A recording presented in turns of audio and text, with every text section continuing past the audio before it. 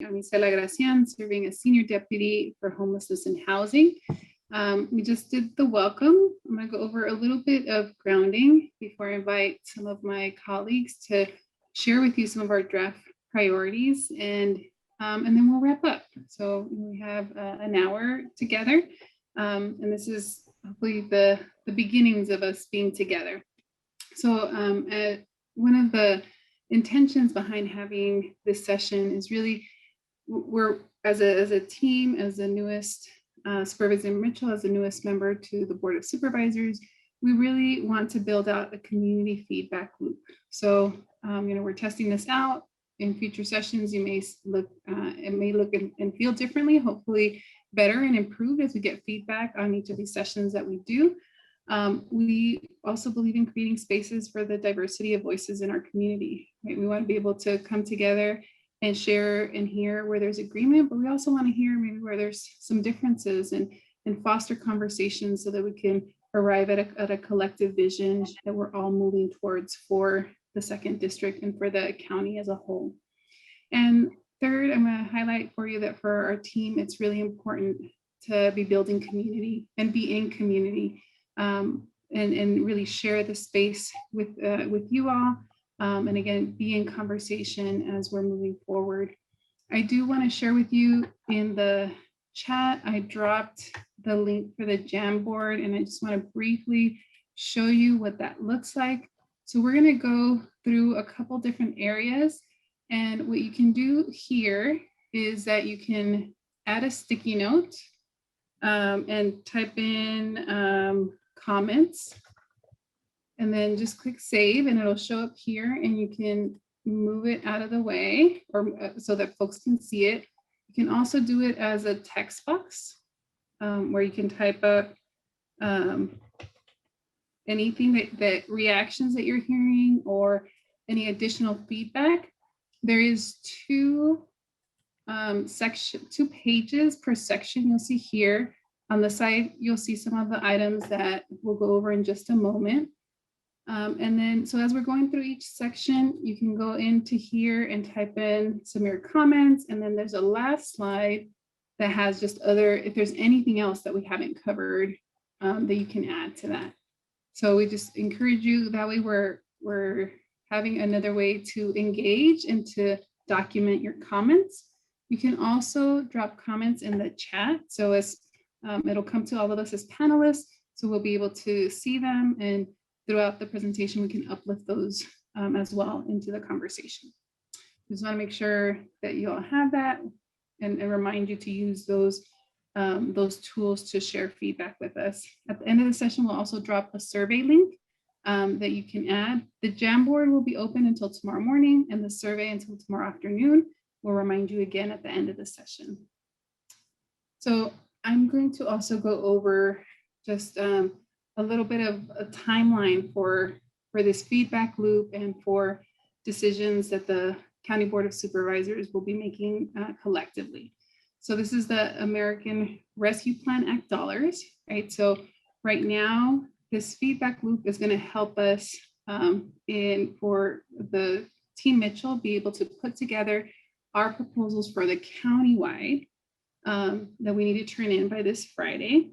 And then the Chief Executive Office, or the CEO, will review those because they're getting letters from all the different supervisors as well as different departments. And then they're going to put together a proposal that will come back to the Board of Supervisors by April 30th for an initial feedback. And then in May, by May 3rd, they're going to vet another draft. By May 10th, there will be kind of the finalized proposals for the different offices. And then at our Board of Supervisors meeting on May 18th, the final proposal will be presented for approval. So at these different stages, we'll have opportunity to check back in, and we're going to figure out how we do that. But just so you can see, we are moving pretty quickly so that once the resources get to the county, we can deploy them as quickly as possible to really meet the needs that we're seeing in the community for all of our residents. So that's briefly the timeline that we have to put this spending plan together, and the decision making on that. So now I am going to pass it to my colleague Kelvin to give us an overview of the framework that we're using and why you saw those different sections in the Jamboard. Thanks, Isela. Good evening, everyone. I think we're right around 5 o'clock, so good evening. Forgive the coffee right here on the side, but you know, pandemic fatigue, I guess. So I want to talk really quickly about the framework. The county's framework, oh, I didn't introduce myself, sorry. Kelvin Driscoll, Senior Deputy to Supervisor Mitchell, covering Human Services and Child Welfare Policy. Didn't want to do that at the end. The county's framework that we want your feedback on comes to us from a framework that was created as a result of some of the earlier coronavirus relief funding. And you'll see that the framework is really divided into 4 buckets that comprise health, economic recovery, equity investments, and sustainability and preparedness. I think it's important to just point out a couple of examples that fall into each of those buckets for you to think about as you're giving us your feedback on where we should be making these community investments. Health, for example, really deals with our sustained response to the COVID-19 virus and pandemic. And when you're thinking about investments in these areas, you can think about things like contact tracing or vaccination or quarantine and isolation, PPE resources, and education overall to the community around responding to the COVID-19 virus. The second bucket looks at our economic recovery, and we like to think of this as a bridge to recovery. The way we characterize it rather, is supporting the economic relief and prioritizing those that are most impacted. And when you think about investments in this area, you think about things like addressing food insecurity or housing insecurity, or how we help our small businesses to recover, and we help individuals to return to work, which can include things like employment training and childcare. Third bucket is our equity investments bucket. The way we like to characterize this bucket is really coming back better than we were before. And this is the county's opportunity to really look at addressing systemic inequalities, deficiencies, and the supervisor has repeatedly said, looking at where communities are disproportionately impacted by this pandemic, making sure they get a disproportionate amount of the resources in that recovery. Areas that are characterized in this bucket include bridging the digital divide, thinking about how we support our neighbors who are experiencing homelessness, support for our community-based organizations or nonprofits who are out on the front lines doing that work of helping our neighbors, frankly, recover from the pandemic.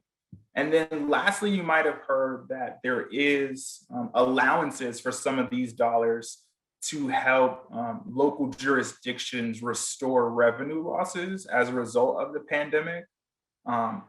So that's another area that you might consider.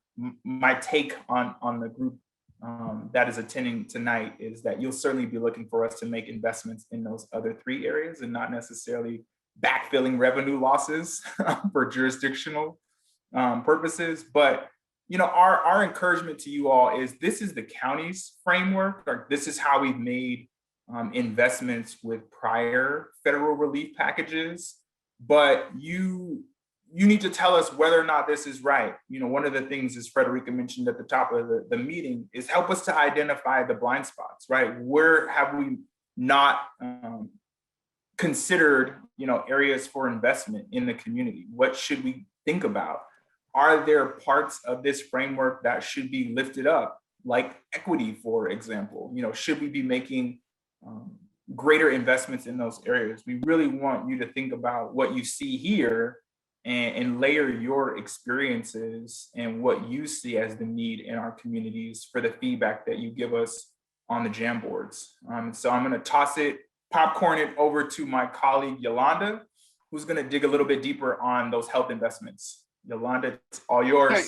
Kelvin, real quick before we pass it to Yolanda, there's just a clarifying question. You mentioned in your points local jurisdictions under sustainability and preparedness. So the question is just if you could clarify local jurisdictions like cities and unincorporated areas, like what were you referring to?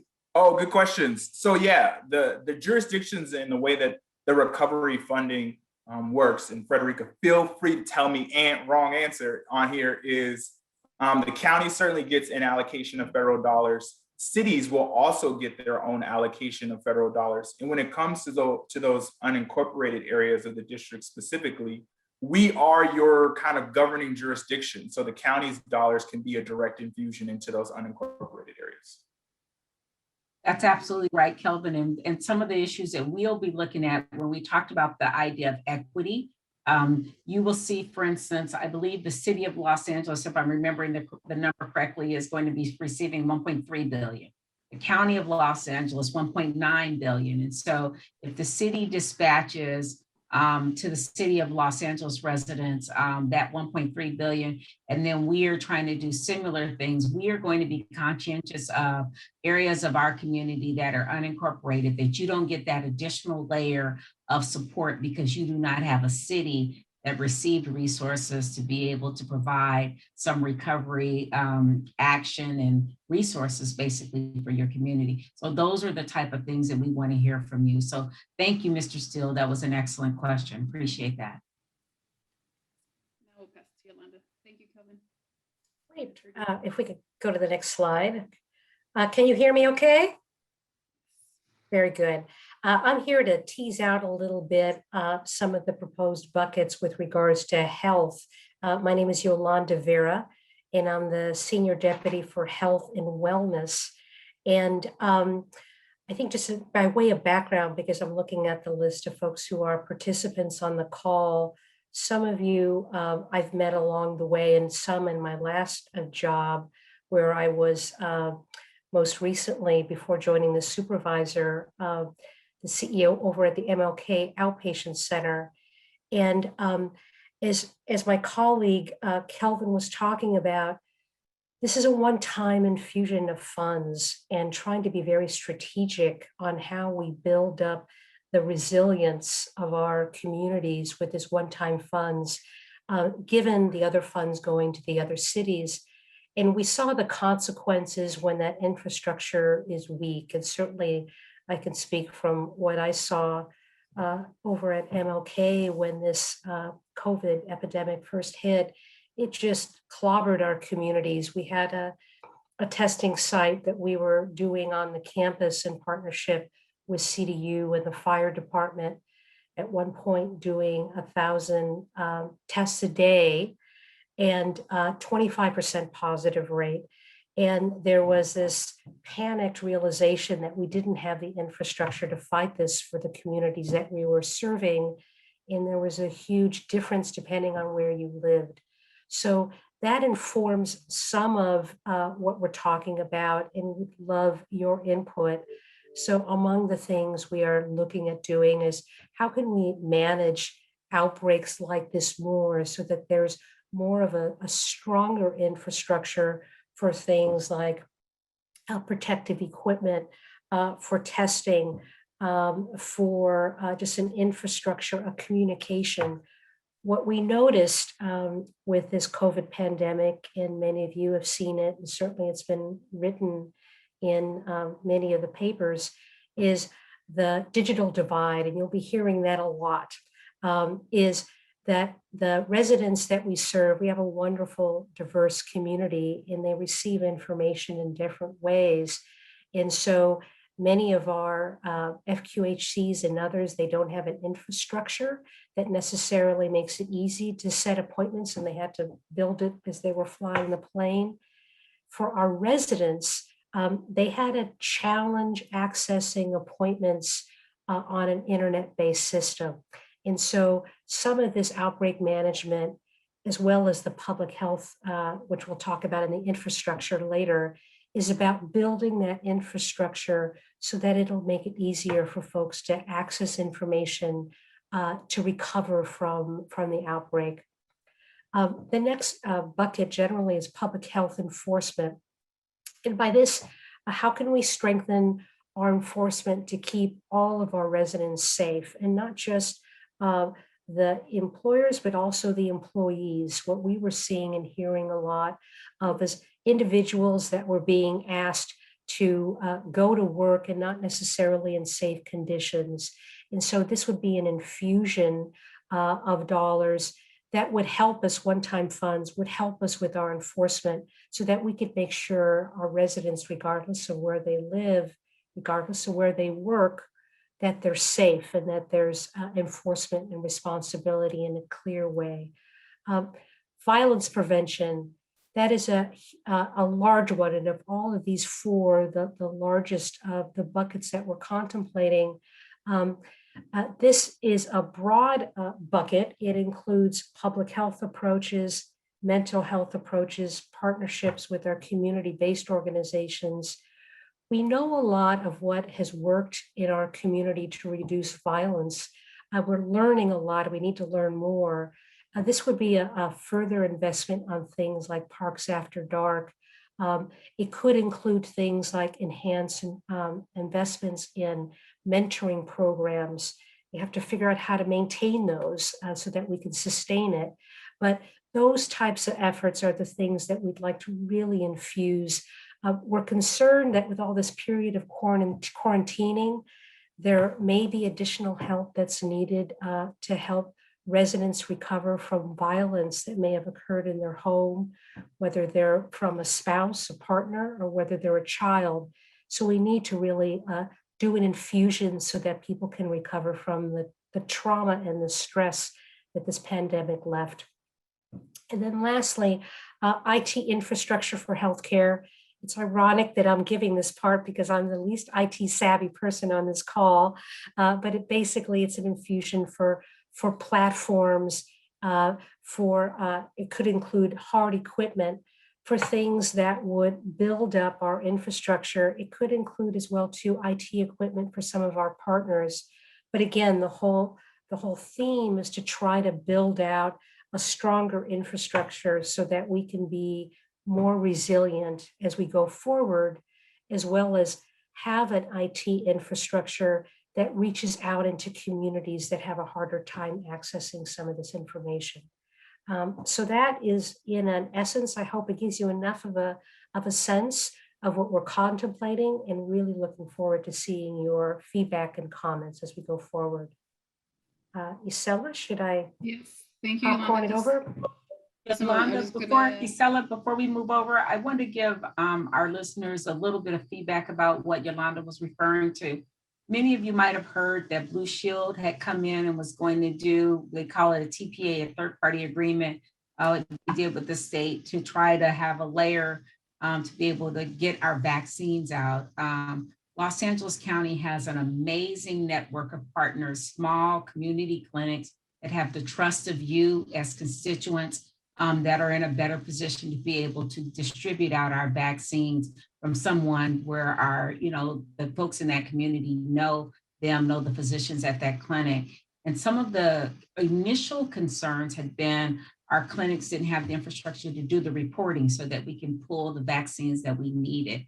This IT infrastructure makes sure all of our small clinics have that kind of IT support, so that if whatever might be needed from them to do reporting to be able to continue to get vaccines or whatever help or infrastructure is needed as we move forward, they will be in a position to be competitive to get that information back to them.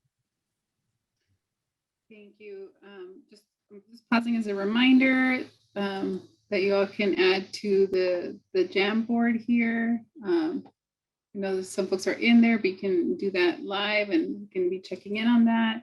And then I do want to uplift a question that's in the question and answer. So thank you, Mr. Steele. He's uplifting appreciation for creating this space, but also a question, given that our timeline is so quick, what framework and or indicators are we using to determine and assess the needs that need to be addressed? Does anybody want to take that one? I can address that one. One of the issues we talked about equity, and we've been looking at a couple of the data points that identify where we had hardest hit communities that were hit hard by COVID.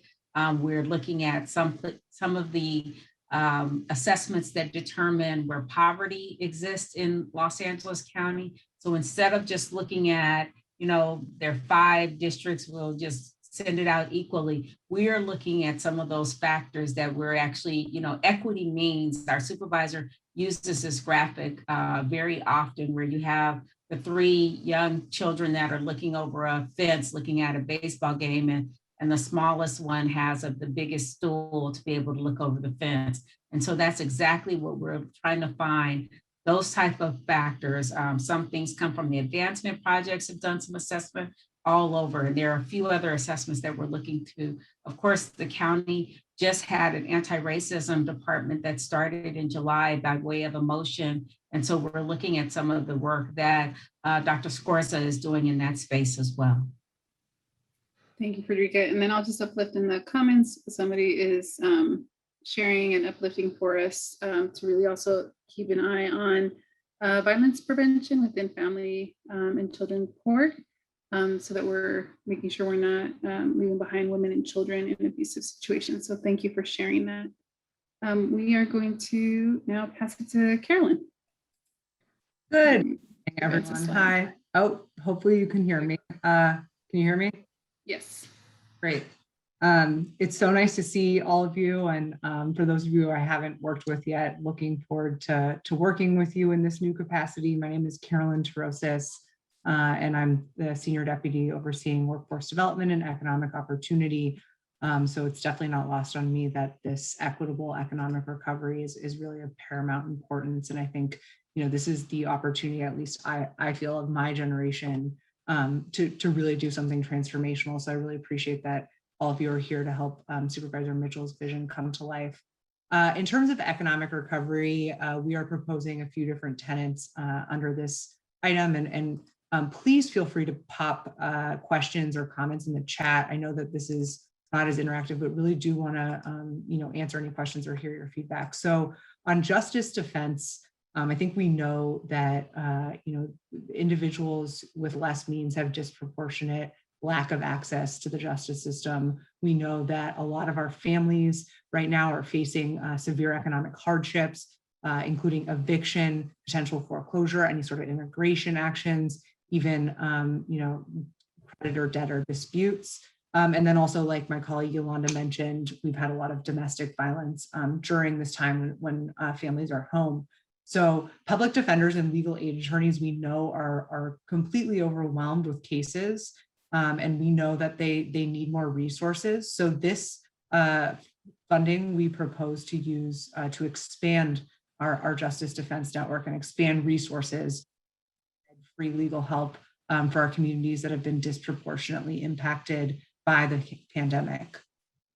Additionally, we are proposing and empowering our community's entrepreneurship academy. We know that women and minority-owned entrepreneurs and new businesses have been, again, disproportionately impacted by our pandemic. We know that they suffer from historic lack of investment. And so we actually want to invest in new business innovation in the most heavily disadvantaged areas of the county, so that we can prioritize building back better, in all of our communities. We would at first try to target the funding towards high growth, high wage, high road employment sectors, making sure that we actually are creating quality jobs for our local community by the entrepreneurship that we are promoting. So again, it would not just be funding, it would be an actual academy where we would provide technical assistance, mentorship, asset building, access to capital, all of that. And we really do believe that economic empowerment comes from within our local communities. An additional item that we are proposing that the county actually very successfully under the CARES Act disseminated is small business grants. And so small businesses include community-based organizations, nonprofit, women, minority-owned businesses, social enterprises, B corporations. And so we would award these small business grants with an equity lens. That again, it would going with the theme of investing in our more heavily disinvested communities, making sure that people who hadn't had traditional access to banking relationships, to traditional loan products, to the PPP, that we were really prioritizing businesses who had not previously received relief. And so this would cover operating expenses, rent, payroll, potentially even incubation funds for business expansion. And so again, small business grants, we are proposing that again for this round of funding. Additionally, we know that the arts community has been heavily impacted due to the closure of live venues, especially our smaller and mid-sized arts and culture organizations have not had patronage over the last year. And so they are severely in need, especially since this is such an important, vital part of our community in Los Angeles. We would provide money specifically to smaller to mid-sized arts organizations. And we did actually do a small amount of that with the CARES Act funding as well, which was very successful. And so proposing to bring that back.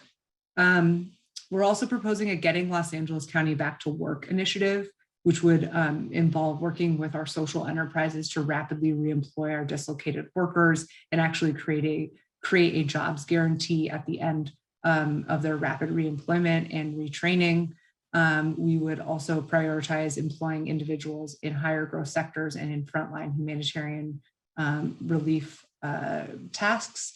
And this would also be paired with an asset building fund, because I don't think we just want to give individuals a subsidized wage for a time-bound period. We want to really help people create careers and create opportunities for asset building while they're bringing in their paychecks. So acquiring items to help build a more stable life, such as cars, houses, savings account, retirement, even potentially a loan pool for a rainy day fund.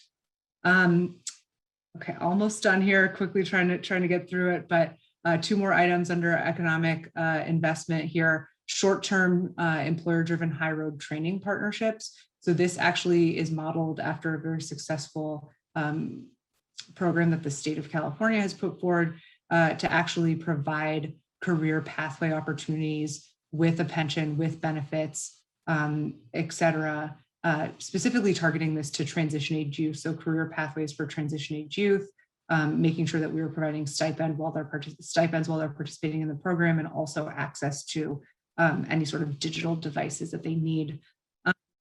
Finally, as we talk about equity, we know that women in the workforce have been disproportionately impacted by this pandemic. And so we actually want to focus on a predominantly female industry, the early childhood and education industry. So we would actually infuse funding to provide subsidies for individuals making at or below 60% of area median income to actually provide additional funding for childcare, and then also set aside funding to provide some higher wage jobs to the early childhood education workforce. Again, these are usually women of color in this workforce earning below a fair wage, particularly for the amount of training that these individuals have. And then, it's hard to push people into a career pathway. We need greater equity in this industry. And then we would also focus any sort of programming funding and assistance to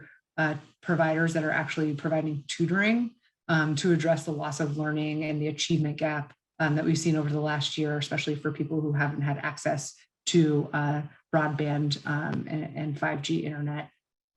So with that being said, I'm happy to pause for a moment and take any comments or questions that might have appeared in the chat, or we can move forward. Thank you, Carolyn. Just uplifting comment that's bringing to our attention, focusing on prevention of homelessness, and seeing that as one of the challenges of being able to tackle our issue of having so many folks be without homes. So really looking at stable long-term housing for them. Absolutely. And yeah, I see that, stemming the inflow into homelessness. Mm-hmm. Yeah. Thank you for raising that. And then let's see. Then there's a question of how will the community be more involved in development of economic recovery plan? Thank you so much, Danielle, for uplifting that. This is why we're having this session, and we will continue to build out this community feedback loop. As y'all know, Supervisor Mitchell started in November and built out our team. Most of us joined this past month, so we are in process of making sure we're building this out. So thank you for uplifting that, and that is one of our priorities. So I'm going to move us into our next section with Laura heading this up for us. Hi, everyone. It's great to be here this evening. Great to see some folks that joined us recently and that have been involved in the district over the past few years. My name is Laura Murayda. I'm the Senior Deputy on Environmental Justice, and I'm going to go over our proposed equity investments. So while equity is the foundation of our overall strategy, this section and the following priorities is specifically focused on investments that intend to close existing funding and service gaps, transform our public systems and programs, some of which we deployed rapidly, but really we do see that they need to be improved. And also just opportunities to advance long-term strategies to achieve equity for residents of the district and the county overall. So we don't want to go back to normal. We really want, and we understand equity is central to that. So our proposed priorities include piloting a guaranteed income initiative. We really see this funding also as an opportunity to do things differently and try new programs and initiatives. And so this could be a multi-year program focused particularly on justice-involved families. And we're looking at best practices. We saw an example out of Sacramento recently. Let me know if I need to repeat because I just saw that my connection is unstable. But we are also wanting to pair this initiative with employment services, case management, wealth building opportunities, and housing support. So really ensuring that folks are successful. And this is an opportunity to also evaluate a new program such as this. Our next priority is to hire and train wellness promotoras or outreach workers. And these workers would help individual residents in the county understand and claim available rescue fund resources, and also link them to other needed medical, mental, income, and social support services. I think it's been mentioned several times that one of the key problems with the programs that have been rolled out so quickly is that a lot of people don't have access to internet or just are unable to plug into these resources. And so we really see this as an improvement on the funding programs. Our next initiative would be homelessness and housing stability programming. I think from seeing the conversation in the chat and Q&A, we realize this is a critically important area, but also we want to support complementary programs that are not covered by other funding streams included in the ARP. So we're really looking at which programs we do want to invest in. This could include, but is not limited to, intermediary housing, such as Project Room Key, rental assistance, services, permanent housing, permanent supportive housing, and foreclosure prevention.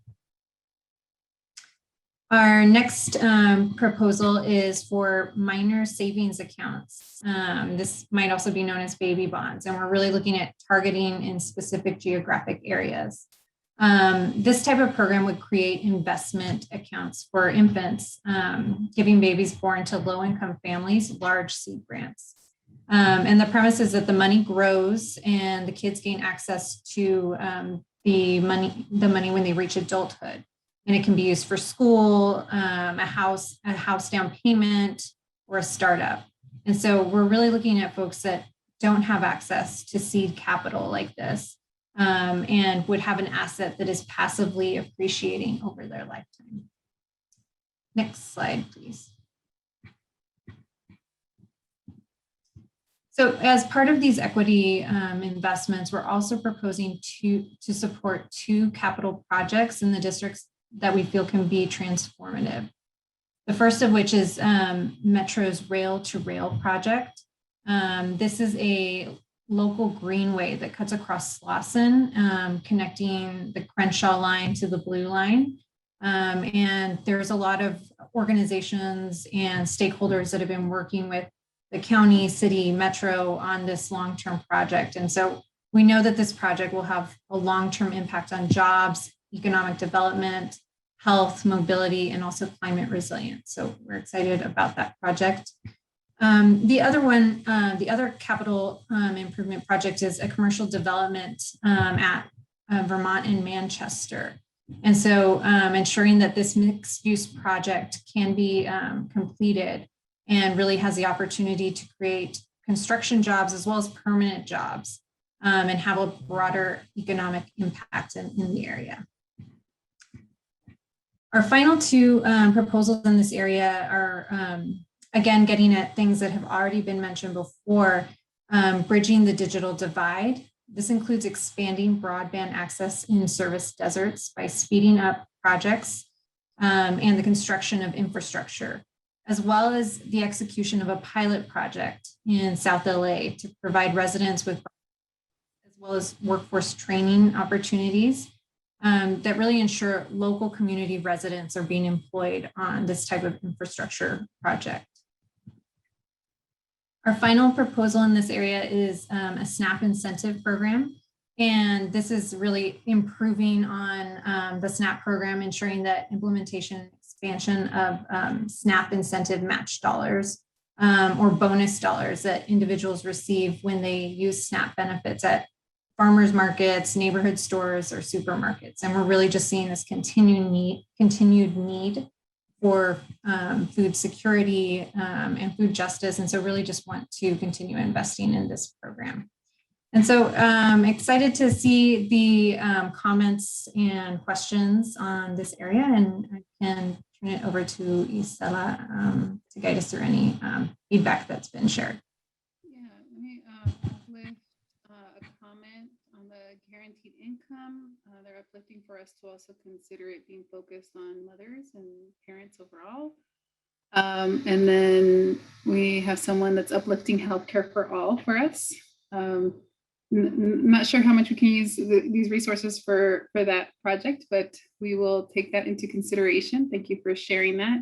I don't see any other questions or comments here, but I'll give it a moment for folks if there's anything additional. This is the last part of the recommendations that we have before we start moving into closing out. So I will drop again in the chat the Jamboard, and if maybe one of my colleagues, if you click on the Jamboard and if you see anything in there that we can bring into the conversation before we move to wrap up, I'd appreciate that.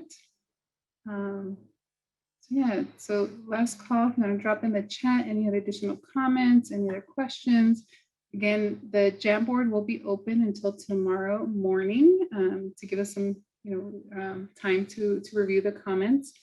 And then in a moment, I'll also drop a link to a survey to have an additional opportunity to provide. And the survey will be open until tomorrow evening, since that will help that format populates a little bit more quickly than the narrative from the Jamboard.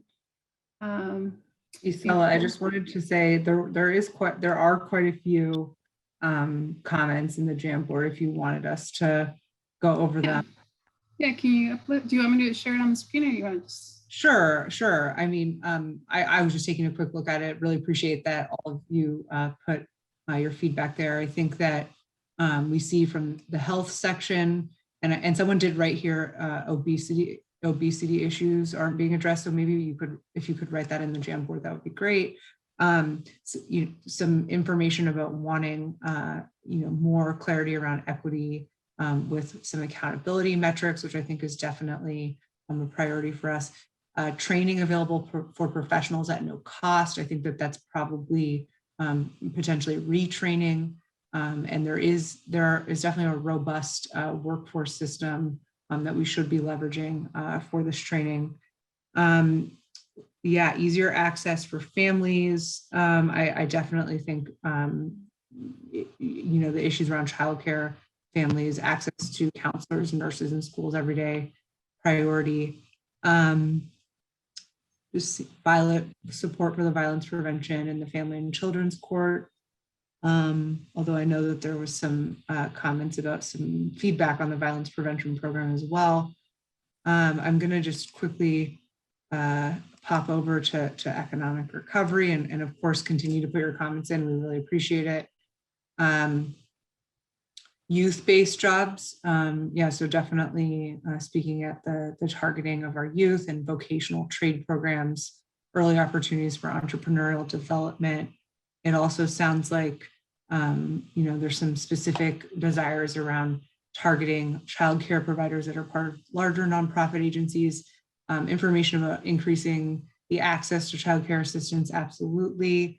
Investing in homelessness prevention, as was brought up. I definitely think that, that's been echoed, and, looking at our county Measure H funding dollars and seeing, what's not currently being covered there. More funding for early childhood education that's not affiliated with schools. Would love to know whoever wrote that, if there's any further elaboration that you could put on that, because I'm not quite clear if we mean just funding for the providers themselves, not funding necessarily training, if that's what we're hearing.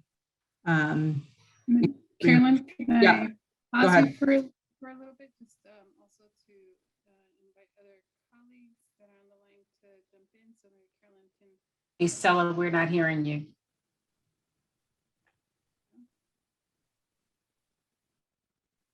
Can you hear me now? It's very faint, very faint. My computer.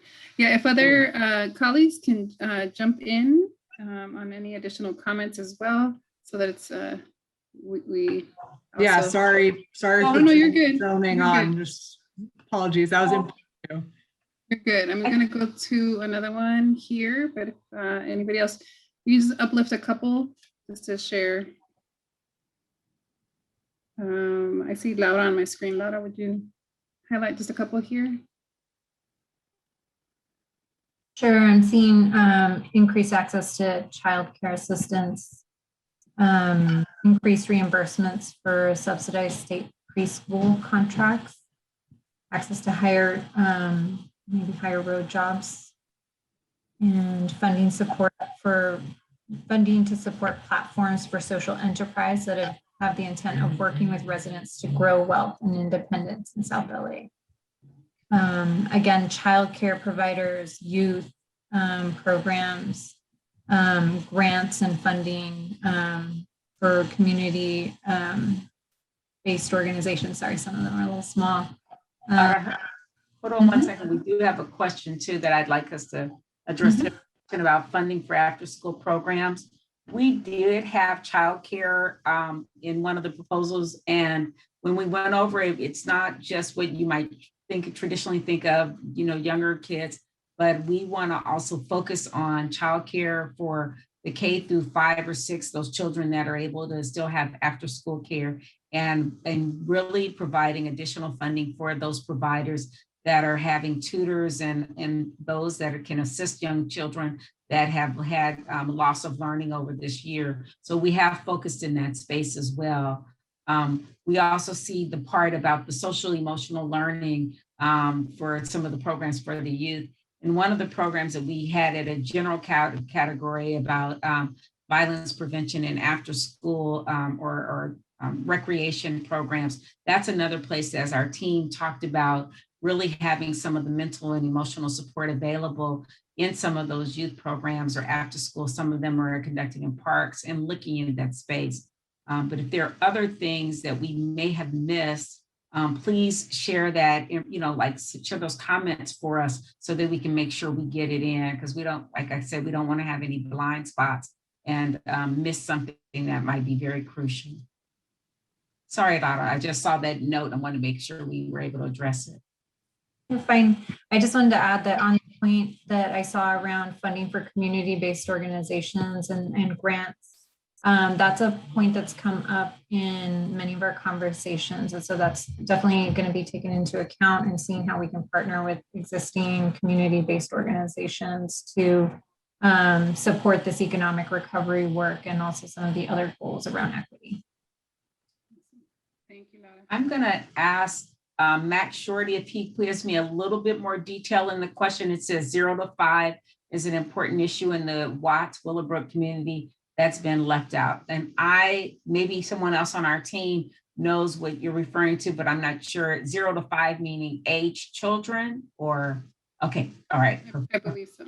Yeah, Okay, the so it's still younger. part of our, got you. Thank you, Mr. Shorty. Yes, that is still part of our package, but we wanted to make sure folks that we knew that we weren't just focusing on 0 to 5, that our idea for the after school care was to cover both of those groups, so young children as well as the young kids that are in school that has had, the loss of learning.